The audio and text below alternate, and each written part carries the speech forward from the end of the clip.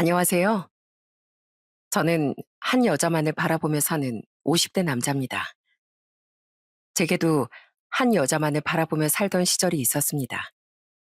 우리는 백년 가약을 맺었지만 애석하게도 그녀는 저보다 먼저 세상을 떠났습니다. 그날 이후로 전 매일 언젠가 다시 아내와 만날 수 있길 바라는 마음으로 하루하루를 살고 있어요. 아내는 아이들과 혼자 남은 제가 걱정이었는지 하늘에서 놀라운 선물을 보내주었죠. 여러분께 이토록 천사 같은 제 아내를 소개합니다. 저희 부모님은 참 성실하신 분들이었지만 형편이 넉넉지 않아 저와 형제들은 늘 허기진 배를 움켜쥐고 자랐습니다. 학교도 야간 고등학교를 겨우 졸업하고 바로 공장에 취업해야 했고요. 그렇게 전 공장에서 아까운 청춘을 흘려보내며 하루하루 먹고 사는 것에만 매달렸습니다. 그러다 제가 25살쯤 됐을 무렵이었을까요? 어느 날 공장장님이 새로운 사원이 왔다며 인사시켰습니다. 그 신입은 어깨 위로 깡총한 단발머리가 귀엽고 눈이 동그랗던 여자였어요. 인사드려요. 여긴 박영주 씨. 공장 일은 처음이라니까 다들 잘 알려줘요. 영주 씨, 여긴 우리 라인 반장인 김동주 씨. 앞으로 영주 씨한테 공장 일을 알려준 반장님이니까 잘 따라다니고.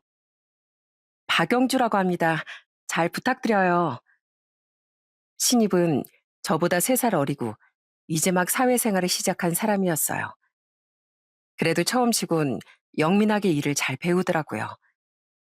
매일같이 옆에 붙어 일을 알려주다 보니 서로 이야기도 많이 하고 함께 보내는 시간이 많았습니다. 보니까 고등학교도 좋은 학교로 나왔던데 어쩌다 공장 일까지 하게 됐어요. 다른 일도 안 해본 것 같은데. 아, 그게요? 저도 원래는 대학 가고 싶었거든요. 근데 아버지 사업이 갑자기 부도가 나서 다니던 학교도 중퇴하고 바로 공장에 취업했어요. 아버지가 항상 저만 보고 미안하다고 하시는데 전 공장 생활이 재밌기도 하고 대학은 나중에라도 다시 갈 수 있으니까 괜찮아요. 신입은 그러면서 씁쓸하게 웃었습니다. 그 모습을 보고 있자니 어쩐지 제 마음까지 아려오더라고요. 저도 여동생이 있는데 제 동생도 고등학교를 겨우 졸업하고 재봉 공장에서 일하고 있었거든요.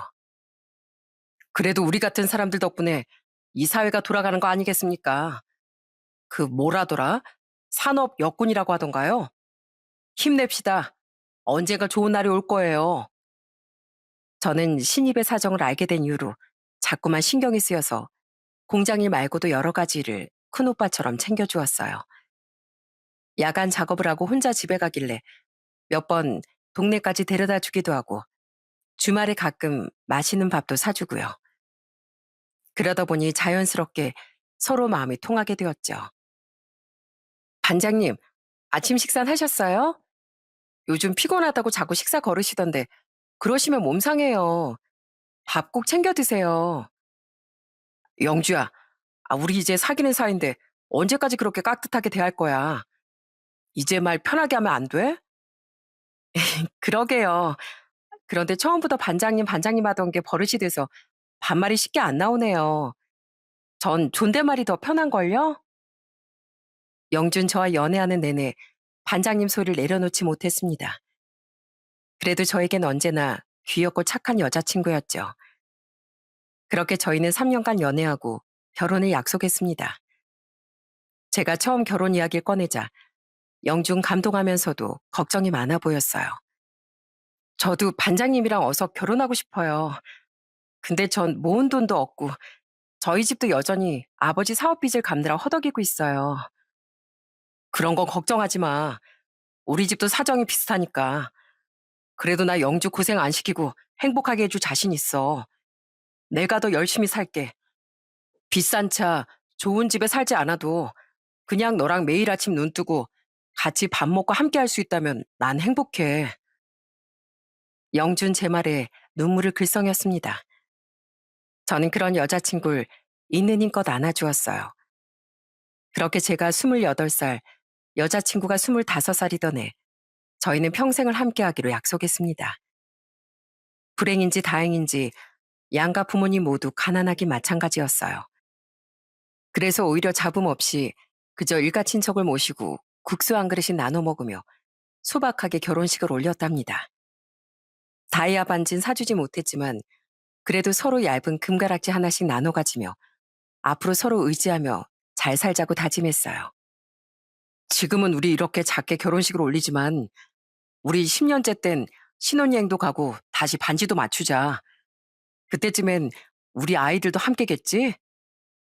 그땐 당신 양복 한 벌 좋은 거로 맞추고 싶어요. 이렇게 빌려 입는 양복 말고 당신에게 꼭 맞춘 좋은 옷으로. 전 언제나 절 최우선으로 생각해주는 아내가 너무나 고마웠습니다. 장인 장모님도 늘 저에게 우리 사이 하시며 친아들처럼 아껴주셨어요. 남들은 사위 오면 씨암탉도 잡는다던데 우리 형편에 차린 식사가 겨우 이거네. 미안해 김서방. 그래도 많이 먹어. 장모님은 제가 처가에 갈 때마다 명절날에나 드신다던 불고기나 수육을 해주셨어요. 그 고기 반찬 양도 얼마 되지 않아 모두 제 앞으로 몰아주시고 처가 식구들은 김치나 달걀부침 하나에 밥을 드시곤 했죠. 전 그 모습이 너무 짠해서 배불러서 다 못 먹는다며 굳이 장인어른 장모님 밥 위에 고기 반찬을 얹어드리곤 했습니다. 장모님, 영주가 요즘 저 너무 살쪘다고 구박해요. 그러니까 고기 반찬은 두부 많이 드시고 전 다이어트 좀 해야겠어요. 계속 맛있는 것만 먹다가 살쪄서 영주가 저 밉다고 하면 안 되잖아요. 아이고, 그게 정말인가? 아이, 김서방이 살이 찌면 어디가 쪘다고. 그러지 말고 한 입이라도 더 먹어. 집밥은 살도 잘 안 찐다고 하잖아. 전 이렇게 장모님의 사랑을 듬뿍 받으며 외롭고 쓸쓸했던 마음을 조금씩 치유해 갔습니다. 저희 장모님이 음식 솜씨가 참 좋으셨는데 아내도 장모님을 닮았는지 손맛이 일품이었어요. 특히나 한식을 참 잘했는데 아내가 끓인 시래기국이면 다른 반찬 없어도 밥 한 그릇이 뚝딱이었어요. 밖에 나가서 아무리 좋은 걸 먹어도 당신이 끓여준 이 시래기국이랑은 비교가 안 된다니까? 나한텐 이게 보약이고 산의 진미야. 당신도 참 세상에 맛난 음식이 얼마나 많은데 겨우 시래기국 가지고 그래요. 그래도 당신 이렇게 잘 먹는 거 보니까 좋네요. 그러다 어느 날 처가에서 저녁을 먹을 일이 있었는데 그때 마침 장모님이 시래기국을 내오셨습니다. 장모님 음식이라면 언제 먹어도 맛있었기에 크게 한술 떠서 한 입 가득 떠먹었습니다. 그런데 그 맛이 정말 예술이었어요. 저는 깜짝 놀라 장모님께 물었습니다. 장모님, 이 시래기국 뭐예요? 어떻게 이런 맛이 나죠? 식당 차려도 되시겠어요? 장모님의 시래기국은 제가 그때까지 먹어본 국 중에 제일 맛있다고 해도 과언이 아니었습니다. 자네도 참, 겨우 시래기국 가지고 그러나. 그래도 자네 입맛에 맞다니 다행일세. 이 시래기국이 우리 집안 대대로 내려오는 요리법이 있어. 나도 우리 시어머님한테 배웠어. 영주한테도 알려줬고. 어쩐지. 그래서 집사람이 시래기국을 잘 끓이나 봐요. 저 집사람이 끓여줄 때마다 한 대접씩 먹는다니까요. 그 이후로 전 입맛이 없을 때마다 아내에게나 장모님께 시래기국을 끓여달라고 부탁했습니다. 별거 아닌 국 같아도 감칠맛이 어찌나 좋던지 먹을 때마다 입에 착 감기는 게 정말 맛있더라고요. 이렇게 아내와 장모님의 밥상은 언제나 제게 힘을 주고 살아갈 용기를 주었습니다. 저희 아들, 딸 하나씩을 낳고 평범한 부부로 살면서도 언제나 서로에게 가장 큰 힘을 주는 사이좋은 부부였어요. 물론 살다 보니 힘든 일도 있고 속상한 일도 있었죠. 항상 따뜻하고 정 많은 처가에도 사실 골칫거리가 하나 있었거든요. 그건 바로 아내 큰오빠, 저에겐 형님 되시는 분 때문이었습니다. 장인어른 장모님 모두 언성 한번 높일 줄 모르시고 순한 분들인데 어떻게 두 분에게 그런 아들이 나왔는지 모를 정도였어요. 아이씨, 속 아파. 엄마, 나 라면 하나만 끓여줘요. 그리고 혹시 집에 소주 좀 없어요? 넌 지금 시간이 몇인 줄 알고 집에 와서 술 타령이야. 벌써 술 냄새가 진동하는구만. 그만 좀 마셔. 엄마가 뭔데? 이래라 저래라 한대요. 이놈의 집구석 해준 것도 없으면서 잔소리만 아주 오지네. 술 있는 거 아니까 좀 내오라고요. 여기가 술집이야? 네 아버지 보시고 기함하기 전에 정신 안 차릴래 너? 형님은 틈만 나면 술 취해 행패를 부리고 식구들을 못 살게 굴었습니다. 가끔 장인어른이 혼이라도 내시면 집안 살림을 때려 부수고 동네 사람들이 신고해서 경찰서에 끌려가기도 했어요. 제 아내에겐 여동생이라고 얼마나 무섭게 대하던지 아내는 형님 얘기만 해도 무섭다고 벌벌 떨 정도였습니다. 어릴 때 큰오빠가 공부하지 말고 나가서 돈이나 벌라고 교과서 숨겨두기도 했다니까요. 오빠 무서워서 밤에 불도 다 끄고 몰래 숙제하고 그랬어요. 오빠도 원래 저런 사람은 아니었는데 아버지 사업이 망하고 자기 인생도 망한 것 같다고 아직도 저래요. 처가의 장남인 형님이 부모님 모시길 나몰라라 하니 큰 사위였던 제가 그 역할을 대신해야 했습니다. 장인 장모님 병원을 모셔가거나 가끔 입원할 일이 있을 때도 병실을 지키는 것도 저와 아내였죠. 전 항상 장인 장모님께 짠하고 안타까운 마음이 있어서 그 역할 하는데 불만은커녕 오히려 그게 당연한 일이라고 생각했어요. 그러다 형님은 술 먹고 행인과 시비가 붙어서 감방에까지 들어가게 됐습니다. 합의금을 주고 풀려나는 방법도 있었지만 오히려 형님이 차라리 감방에 가겠다고 큰 소리였어요. 에휴, 어차피 돈도 없고 집을 앞만 털어봐야 10원짜리 한 장 안 나올 텐데 그냥 차라리 몇 달 들어갔다 나올래요.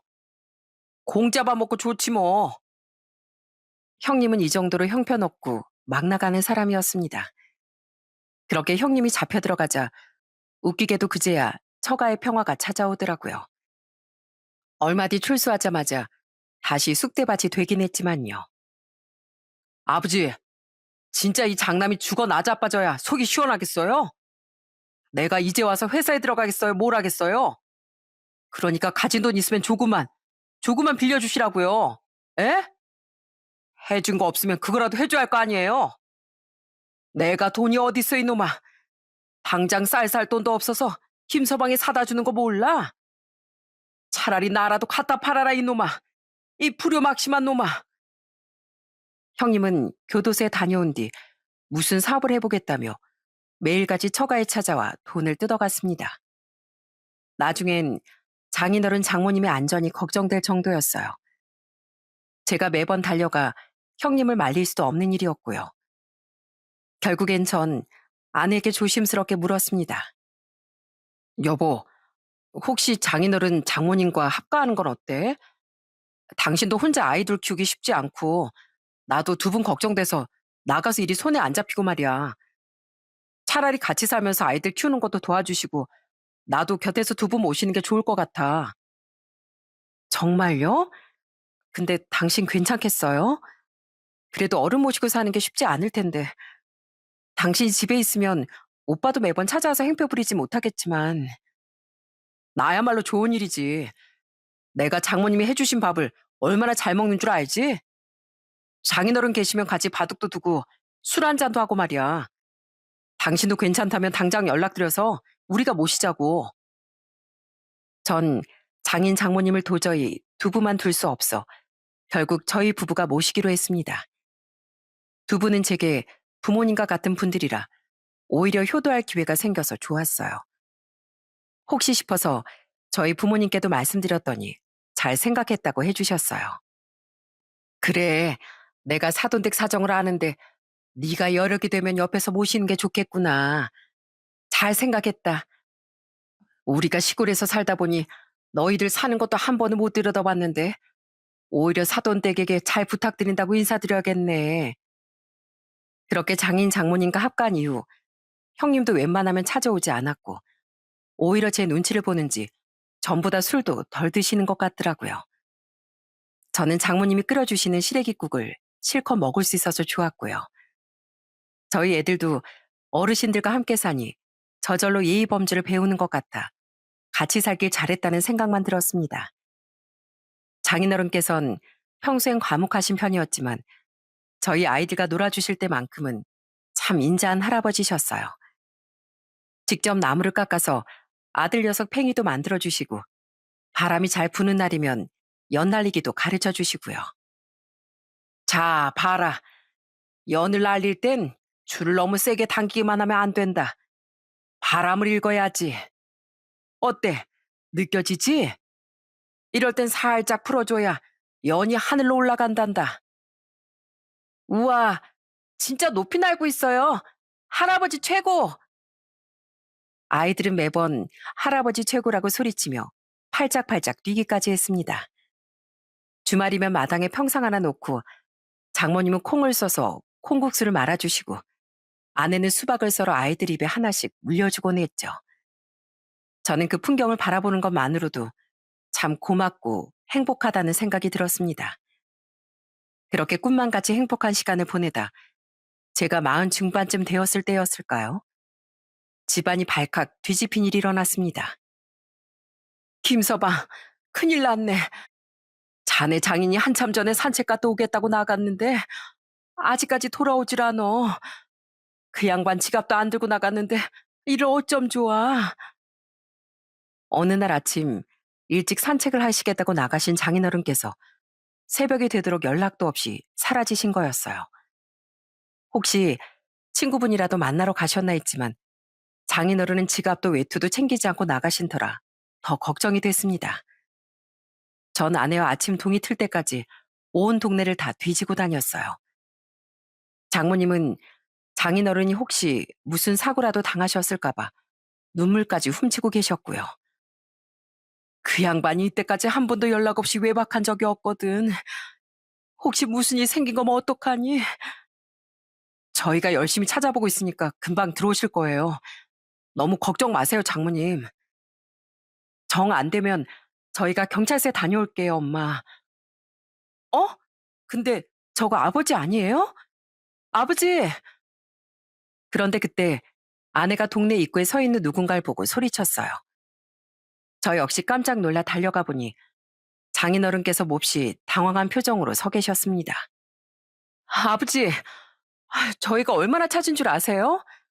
대체 말씀 한마디 없이 어딜 다녀오신 거예요? 옷은 또 왜 이렇고요? 그게 말이다. 내가 분명 집으로 가고 있었는데 가다 보니까 자꾸 길을 잃어버려서 집에 가는 길이 하나도 생각이 안 나지 뭐냐. 장인어른은 어디서 신발 한 짝까지 잃어버리시고 추위에 덜덜 떨고 계셨어요. 장모님은 이 양반이 왜 이러냐며 크게 화를 내셨고요. 하지만 저도 아내도 장인어른의 상태가 심상치 않다는 예감이 들더라고요. 저희는 놀란 장모님과 장인어른을 집으로 모시고 그 다음날 혹시나 싶은 마음에 병원에 전화를 걸어 물었어요. 병원에선 상태가 좋지 않아 보이니 일단 병원으로 모시라고 하셨고요. 전 장인어른이 너무 걱정하시지 않게 잘 둘러 말했습니다. 장인어른, 요즘엔 어디가 특별히 아프지 않아도 미리 검사를 받아둔대요. 종합 검진하는 거 아시죠? 저희가 예약 다 해놨으니까요.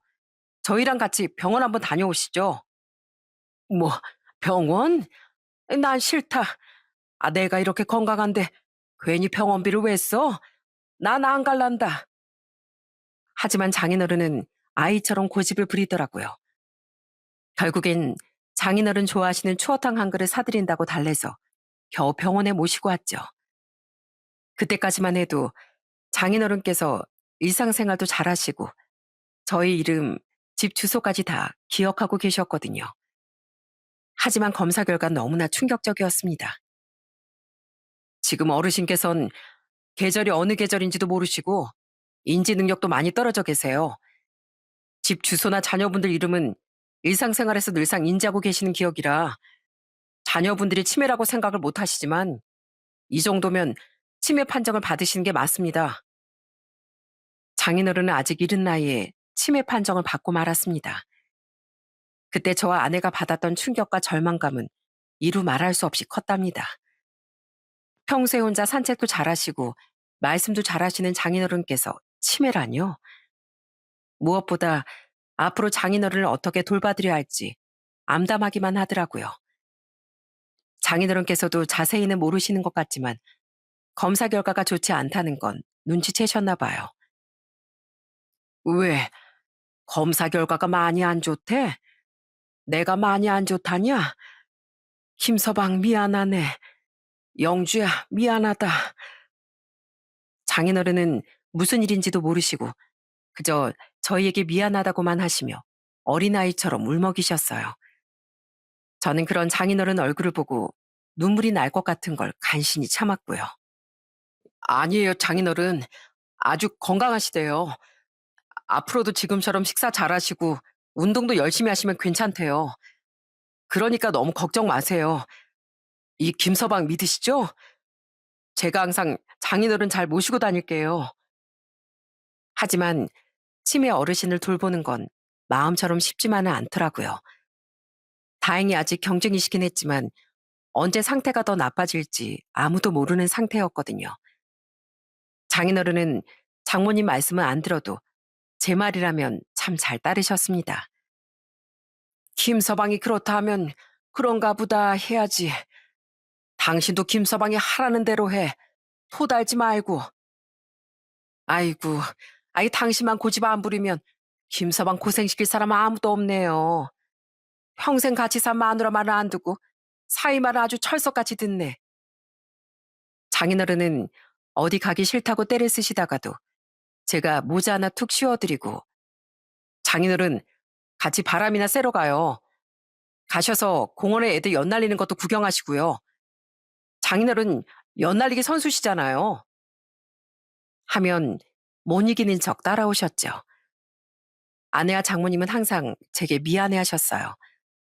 저는 저보다 아내와 장모님의 고생이 훨씬 많다고 생각해서 미안해 하실 필요 없다며 그렇게 서로를 다독였답니다. 시간이 지날수록 장인어른의 치매 증세는 심해지셨고 그럴 때수록 가족 모두가 더 힘을 내야 했어요. 장인어른, 제가 누구예요? 제 이름이 뭐예요? 자네, 자네가 누구더라? 영식이던가? 그건 장인어른 큰아들 이름이고요. 제 이름 기억 못 하시겠어요? 저한테 늘 김서방, 김서방 하시더니 이름은 잊으셨어요? 비록 가끔 제 이름은 잊으셨지만 그래도 전 최선을 다해 장인어른을 모셨습니다. 하지만 속상한 일은 점점 더 많이 일어났어요.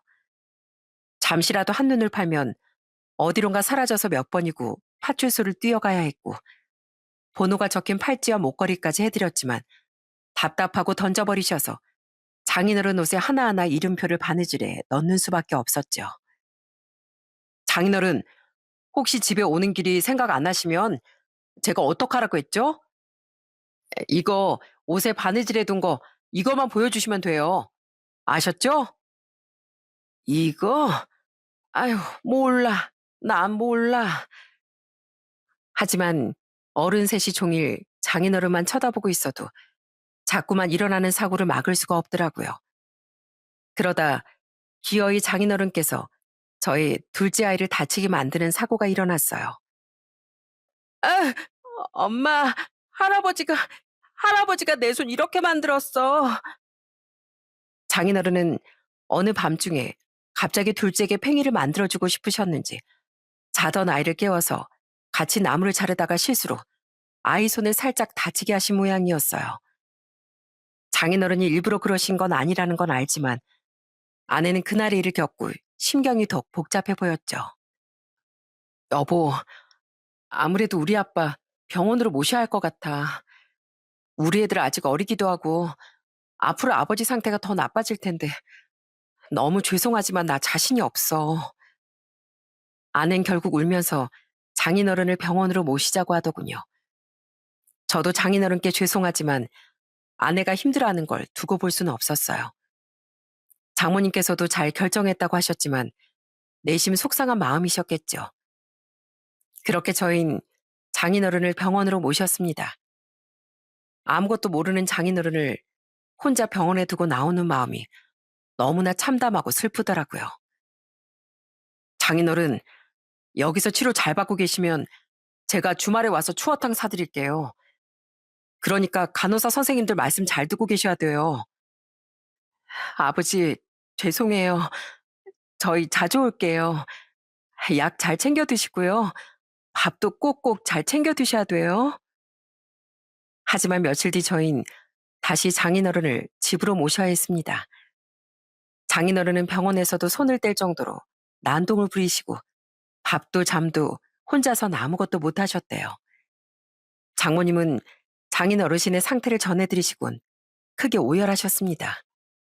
아휴, 그 양반이 혼자 병원에서 얼마나 힘들었으면 그랬을까. 영주야, 김서방, 내가 정말 미안한데 그 양반 다시 집으로 모시면 안 될까? 내가 두 사람한테 피해가지 않게 옆에 계속 붙어 있을게. 아니면 방문 아예 걸어 잠그고 조용히 있을게. 그러니까 다시 집에 데려오면 안 되겠니? 장모님, 저도 장인어른이 그렇게 힘들어하시는 걸 두고 볼 수가 없겠어요. 당연히 저희가 모셔와야죠. 제가 당장 가서 장인어른 모셔오겠습니다. 다행히 장인어르신은 집으로 돌아온 이후로 밥도 잘 드시고 마음이 편해지셨는지 때도 쓰지 않으셨어요.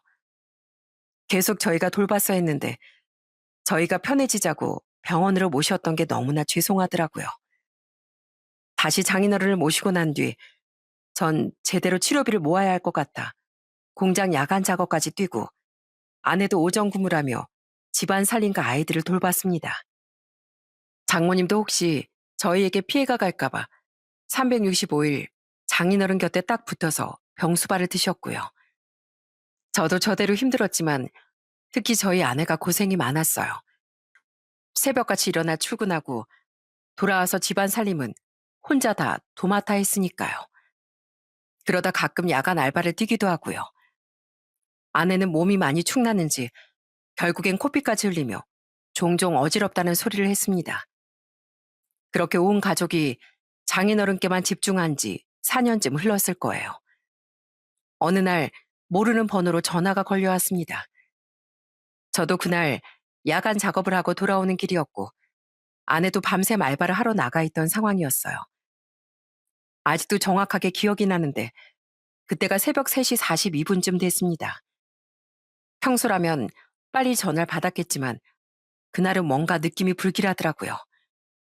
그러면서 몇 통은 받지 않고 무시하기도 했습니다. 하지만 전화는 끊기지 않고 걸려왔고 전 결국 그 전화를 받았어요. 그리고 들려온 소식에 전 전화기를 떨어뜨리고 말았습니다. 박영주 씨 남편분 되시죠? 여기 박영주 씨 근무하는 공장인데요. 빨리 병원으로 가보셔야 할 것 같아요. 박영주 씨가 일을 하다가 갑자기 쓰러졌는데 병원에선 뇌출혈인 것 같다고 하시네요. 빨리 병원으로 좀 가보세요. 빨리요. 그때 저희 아내 나이가 47살이었습니다. 새벽 근무를 하다가 쓰러진 아내는 갑작스런 뇌출혈로 병원에 실려갔고 결국 영영 의식을 찾지 못했어요. 전 아무런 의식 없이 누운 아내를 하염없이 쓰다듬었습니다. 여보, 영주야, 우리 처음 만났을 때 기억나? 나 그때 당신 처음 보고 너무 예뻐서 하늘에서 내려온 천사인 줄 알았잖아. 우리 부부로 살면서 고생도 많이 했지만 행복한 날도 많았지. 그러니까 다시 눈 좀 떠주면 안 돼? 나 당신이랑 계속 행복해지고 싶어. 당신은 그렇지 않아? 하지만 아내에겐 너무나 힘든 세월이었을까요? 아내는 결국 뇌사 판정을 받고 다시는 돌아오지 못할 곳으로 영영 떠나버렸습니다. 전 아내를 보내야 한다는 걸 받아들이지 못했어요. 아내의 손이 아직은 평소처럼 따뜻했으니까요. 저희 아내는 평생 가족들을 위해 헌신하고 고생만 하던 착한 사람이에요. 전 아내에게 호강 한번 시켜주지 못했고 그저 앞으로도 함께 살아갈 날이 많이 남았다고만 생각했습니다. 하늘에 누구라도 계신다면 제발 제 아내가 다시 의식을 찾게 해주세요. 이렇게 부탁드립니다. 차라리 절 데려가시더라도 착한 제 아내를 돌려주세요. 전 매일 울기만 하며 자꾸만 꺼져가는 아내의 의식을 간신히 붙잡고 있었습니다. 그때 저희 아이들 나이가 큰애가 21살, 작은애가 19살이었어요. 어느새 다 큰 아이들은 이제는 저를 위로하며 의젓하게 저 아내까지 돌봤습니다. 장모님은 계속 장인어른을 혼자 살피시며 고생이 정말 많으셨어요. 영주야, 내 딸 영주야, 왜 네가 이러고 누워있니? 우리 착하고 귀한 딸이 왜 이러고 있어? 일어나서 엄마 한 번만 봐주렴. 네 아빠도 다른 건 기억도 못하면서 날마다 우리 영주 어디냐고 울고 있다. 천사 같은 제 아내는 가족들 고생시키기가 싫었던 모양이었어요. 아내는 결국 떠나는 길에 평소 소원이었던 장기 기증까지 실천하며 편안한 얼굴로 저희 곁을 떠났습니다. 아내는 심장, 배, 안구를 기증하며 세 명에게 새로운 생명을 선물하곤 하늘의 천사가 되었어요. 아내 장례식 날 저의 마음을 대변하는 듯 많은 비가 내렸습니다. 저와 아이들, 처가 식구들, 그리고 저희 가족들까지 와서 아내와 이별을 모두 슬퍼했죠. 착한 우리 며느리 이렇게 가면 어쩌니. 하늘도 무심하시지. 어머마, 부디 거기 가선 다른 사람 챙기느라 고생 말고 너 하고 싶은 대로 너만 생각하며 살거라. 미안했다 우리 며느리. 아내를 보내고 난 뒤에 전 한동안 정신을 못 차릴 정도로 악몽에 시달렸습니다. 날마다 꿈에 나왔는데 이상하게 계속 눈물이 나고 심장이 터질 것 같았거든요. 꿈에서 아내는 평소처럼 여보 식사하세요. 오늘도 고생 많았어요 하고 다정하게 절 챙겨주다가 이내 끝에는 어김없이 저만 두고 사라졌어요. 전 날마다 아내와 이별하는 고통을 겪어야 했습니다. 어느 날엔 어릴 적 그 모습으로 제 꿈에 나와 절 모른 척 하기도 했고요. 영주야, 나야. 나 당신 남편이야. 네? 반장이 왜 이러세요? 이거 놓으세요. 그럴 때마다 전 비명을 지르거나 밤새 끙끙 앓곤 했습니다. 어느 날은 저도 모르게 비명까지 질렀는지 장모님이 급하게 절 깨우기도 하셨어요. 김서방, 괜찮아? 자네가 하도 비명을 질러서 내가 놀라서 와봤네. 아휴, 이 식은땀 좀 봐. 왜 또 영주가 자네 꿈에 나왔어? 장모님, 영주가 또 저를 버리고 떠났어요. 저만 두고 사라져버렸다고요. 저 영주가 너무 보고 싶어요. 영주를 딱 한 번만이라도 다시 볼 수 있으면 좋겠어요. 저 어떡해요? 이 사람아, 그래도 기운 차려야지. 자네마저 이러면 어떡하나. 하지만 장모님도 밤마다 아내 사진을 보며 울고 계시다는 걸 알고 있었습니다. 저희 아이들도 갑자기 떠난 아내의 빈자리를 힘들어했어요. 생전 그러지 않던 저희 큰애는 어느 날 술까지 마시고 들어와 울더라고요. 아버지, 저 학교 휴학했어요. 엄마가 그렇게 무리해서 일하던 것도 다 저희 등록금 대고 생활비 감당하시다가 그런 거잖아요. 저라도 빨리 취업해서 돈을 벌었어야 했는데 다 저 때문이에요. 이제 엄마도 없고 다 필요 없어요. 다 필요 없다고요. 이놈아, 네 엄마가 어떤 마음인 줄 알겠으면 네가 더 열심히 살아야지. 하늘에서 네 엄마가 보면 얼마나 속상해할 줄 모르겠어. 아내가 떠난 이후 가족들 마음엔 커다란 구멍이 뚫린 것만 같았죠. 가라앉은 집안 분위기에 눈치만 보던 장인어른도 제게 슬그머니 아내가 어딨냐고 묻기도 하셨습니다. 영준 왜 안 와? 영준 또 일 갔어? 우리 영주 공부 잘했는데 내가 등록금 내줄 돈이 없어서 대학도 못 갔어. 우리 영주 공부 잘하는데 참 똑똑한데 그 녀석이 대학도 못 가고 공장에 갔어. 장인어른, 영주가 그때 공장에서 얼마나 고생한 줄 아세요? 얼마나 대학 가고 싶어 했는 줄 아시냐고요? 몰라, 몰라. 그래도 미안해. 김서방 미안해. 화내지 마. 당장 당신 성함도 모르는 장인어른께 화는 내봐야 뭐 하겠습니까? 저도 나사 하나 빠진 사람처럼 지내다 보니 어느새 6개월이 흘렀더라고요. 장인어른은 가족들이 침울한 게 짜증이 나셨는지 갈수록 아이처럼 투정을 부리셨어요. 그렇게 각자의 고통을 감내하며 지내던 어느 날 장모님이 가슴이 찢어질 것 같은 말을 하시더라고요. 김서방, 우리가 생각해 봤는데 아무래도 우리가 떠나야 할 때가 된 것 같네. 자네도 우릴 보면 자꾸 영주 생각이 나서 속상할 테고 이 양반 병도 갈수록 심해지니 가족들 모두가 더 힘들어질 거야. 그러니 차라리 우리 둘이 조용한 곳에 들어가 사는 게 나아. 장모님, 그게 무슨 말씀이세요? 혹시 제가 요즘 두 분께 너무 소홀해서 그러시는 거예요? 제가 여유가 많이 없었어요. 제가 다시 신경 많이 쓸게요. 그러니까 다신 그런 말씀 마세요. 아닐세. 자넨 우리에게 과분할 정도로 잘하고 있어. 근데 이젠 내가 자네를 보고 있기 힘들어서 그래. 자네가 무너져 가는 걸 보면 다 내 탓인 것 같고 이 양반 잘못인 것 같아서 나 숨도 못 쉬겠어. 자네가 자꾸 악몽을 꾸는 걸 볼 때마다 나도 같이 미쳐버릴 것 같네. 자네도 우리 있고 이제 새 인생 살아야지. 간 사람 이미 가버린 거고 산 사람은 또 살아야지. 언제까지 늙은 장모하고 치매 걸린 장인에게 매여 살 거야? 안 됩니다. 장인어른 장모님은 끝까지 제가 모실 거예요.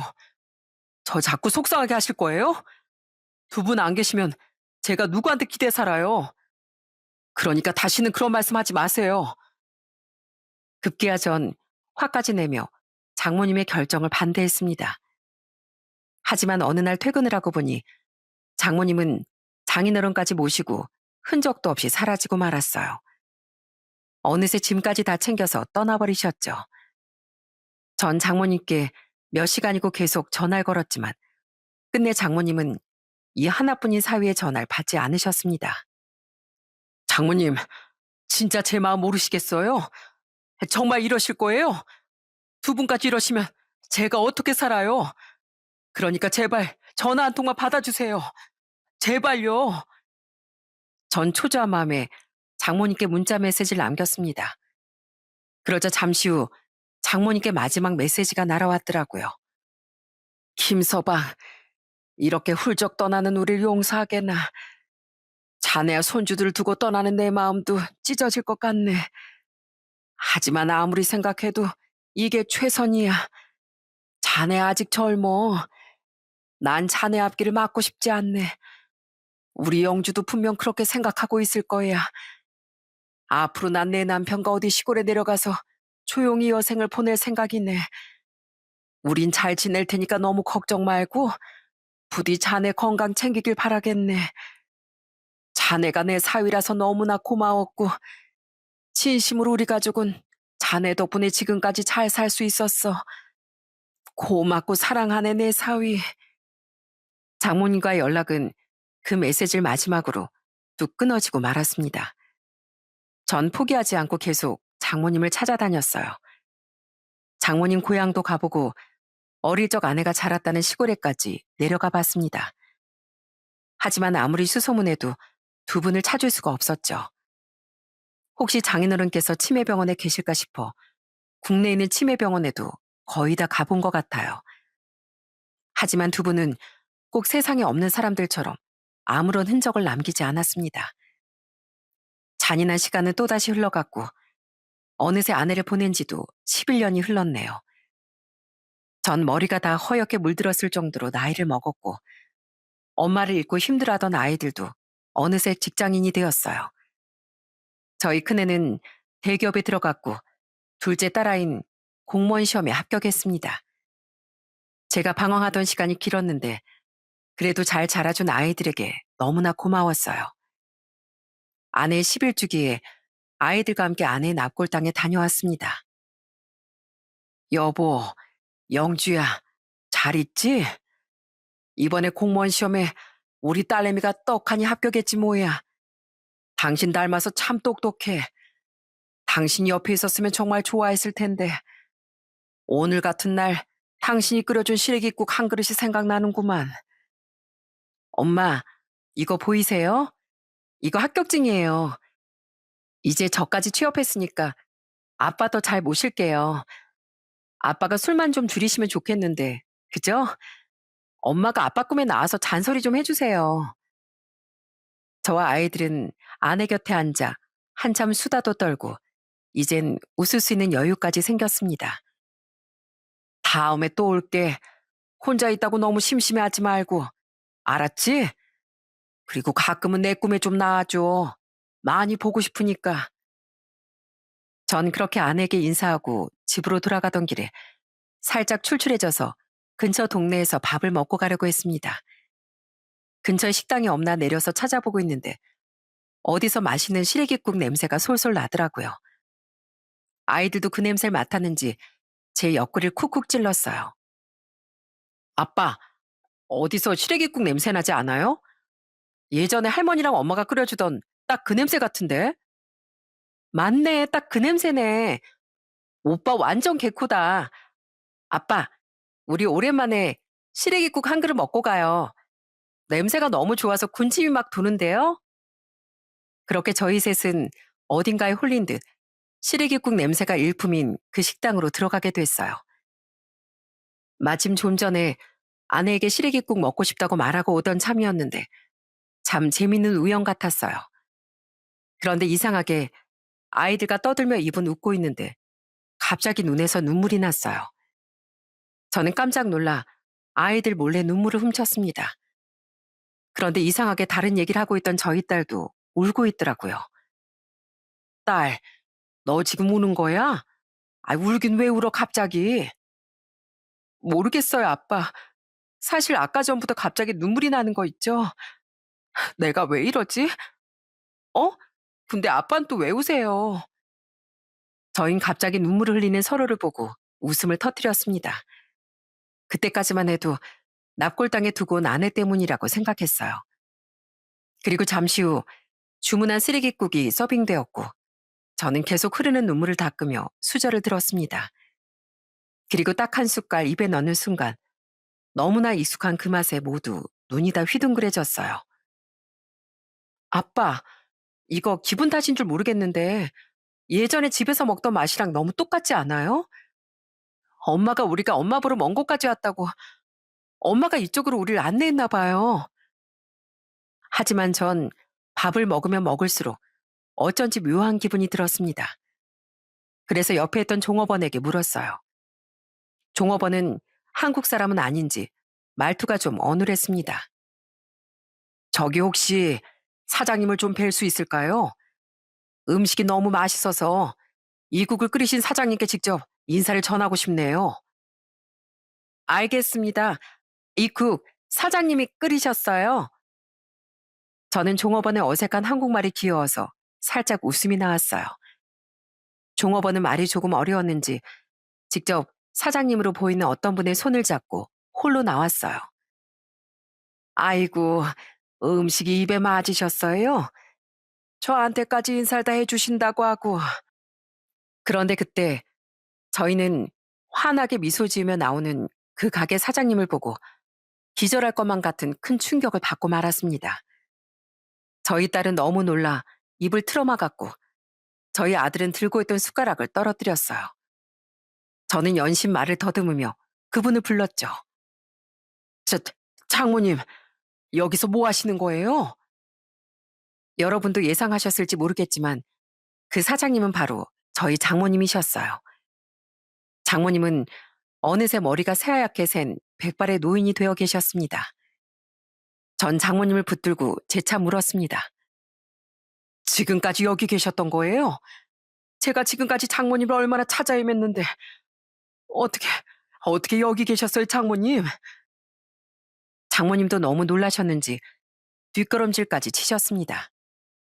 하지만 저희 딸이 울음을 참지 못하고 장모님 품에 안겨드는 바람에 결국 장모님도 눈물을 흘리시며 딸아이를 꼭 안아주셨어요. 잘 지냈어? 내 강아지들, 내 새끼들, 이 할머니 많이 보고 싶었지? 미안하다. 미안해. 외할머니, 너무 보고 싶었어요. 저희 생각 안 나셨어요? 저희 안 보고 싶으셨어요? 아내를 보낼 때만 해도 70대 초반이시던 장모님은 어느새 여든이 넘은 노령의 어르신이 되어 계시더라고요. 장모님은 그렇게 손주들을 한참 쓰다듬어 주시다가 제게 그동안 홀로 감당하셔야 했던 세월에 대해 말씀해 주셨죠. 자네 장인이랑 그렇게 집을 떠나 호장 시골로 내려왔네. 그런데 자네 장인은 자꾸만 자네와 영주만 찾아대는 게 아닌가. 매일 김서방 어디 가냐고 울기도 하고 갑자기 집을 뛰쳐나가기도 하고 그 사람이 사는 세상에서도 자네가 없는 건 힘든 일이었나 봐.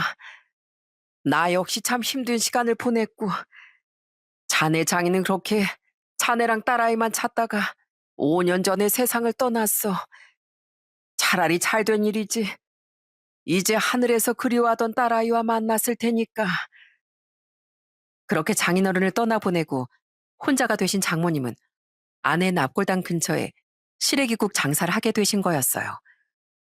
아내가 참 좋아하고 잘 끓이던 국을 팔며 날마다 혼자 떠난 아내와 저희 가족을 그리워하고 계셨던 거죠. 장모님, 죄송합니다. 전 지금까지 훌쩍 사라지신 장모님을 원망만 하고 있었어요. 장모님 혼자 장인어른 돌보시면서 얼마나 힘드셨을까. 또 혼자가 되신 이후에 얼마나 외로우셨을까. 그 고통을 사위인 제가 미처 헤아리지도 못했습니다. 용서하세요, 장모님. 아닐세, 김서방. 우리가 이렇게 다시 만나게 된 것도 다 하늘에서 영주가 만들어준 운명 아니겠나. 자네 그동안 혼자 아이들 돌보면서 고생 많았지? 자네 혼자 두고 떠난 내가 매정했어. 전 정말로 오랜만에 있는 힘껏 장모님을 안아드렸어요. 저희 장모님 어느새 많이 마르고 작아지셨더라고요. 저는 그 순간 다짐했습니다. 제 어머니 같은 장모님을 다시는 혼자 외롭게 두지 않을 거라고요. 그렇게 다시 만난 저희 네 식구는 다시 살림을 합치고 예전처럼 사이좋게 잘 지내고 있습니다. 지금 전 장모님의 시래기국을 실컷 먹을 수 있는 현실이 꿈만 같아서 좋습니다. 저희 부모님도 장모님과 다시 만난 사연을 들으시고 한 걸음에 저희 집까지 찾아오셨어요. 사부인, 혼자 고생이 얼마나 많으셨어요, 그래. 이제 멀리 가지 마시고 손주들 효도받고 사셔야지요. 지금 저희 부모님과 장모님은 친구지간처럼 같이 시간도 보내시고 함께 병원도 다니시면서 건강하게 노후를 보내고 계세요. 얼마 전엔 저희 딸이 시집을 갔답니다. 딸의 손을 잡고 식장으로 들어서는데 정말 만감이 교차하더라고요. 아내가 남기고 간 가장 귀한 선물인 우리 아들딸, 그리고 역시나 아내가 다시 이어준 소중한 인연인 저희 장모님. 이 모든 게 아내가 제게 주고 간 보석보다 소중한 선물들이잖아요. 딸, 너도 네 엄마처럼 따뜻하고 사랑이 많은 아내이자 엄마가 되었으면 좋겠구나. 못난 애비 곁에서 이렇게 예쁘게 자라줘서 고마워. 아빠, 엄마도 없이 저희 기르느라 정말 고생 많으셨어요. 저 행복하게 잘 살게요. 고마워요, 아빠. 사랑해요, 아버지. 저희 딸 참 예쁘고 씩씩하게 잘 자랐죠? 저희 아들놈도 장가를 갔으면 소원이 없겠는데 이 녀석은 아직도 아빠 곁이 좋다고 응석을 부리네요. 전 요즘도 지갑 속에 늘 아내 사진을 넣고 다닙니다. 그러면 아무리 힘든 일이 있어도 다 해낼 수 있을 것 같거든요. 요즘은 저도 슬슬 은퇴할 나이가 되어 장모님 식당 일을 도와드리며 지내고 있습니다. 설거지도 도와드리고 홀 서빙도 하고요. 우리 사이도 이제 머리에 눈이 소복히 내렸네. 아, 이리 좀 와보게. 그래도 아직 젊은 사람이 흰머리가 이렇게 많아서 되겠어? 내 염색 좀 해줄 테니까 있어봐. 장모님, 저한테 젊다는 사람은 아마 장모님밖에 없을 거예요. 장모님도 가만 계세요. 제가 아주 20살 어려지게 염색해 드릴 테니까요. 이쯤 되면 저 그래도 잘 지내고 있는 거겠죠? 제가 이렇게 사연을 보내게 된 것도 요즘 보면 가족들 간에 싸우고 갈등을 겪는 일들이 너무 많은 것 같더라고요. 부디 저희 가족들 이야기가 이 힘든 시국에 여러분께 따뜻한 기운을 불러일으켜 드렸으면 좋겠습니다. 부디 저희 가족들에게도 여러분께도 좋은 일만 있길 바라고 또 바라겠습니다. 지금까지 사연 들어주셔서 정말 감사합니다.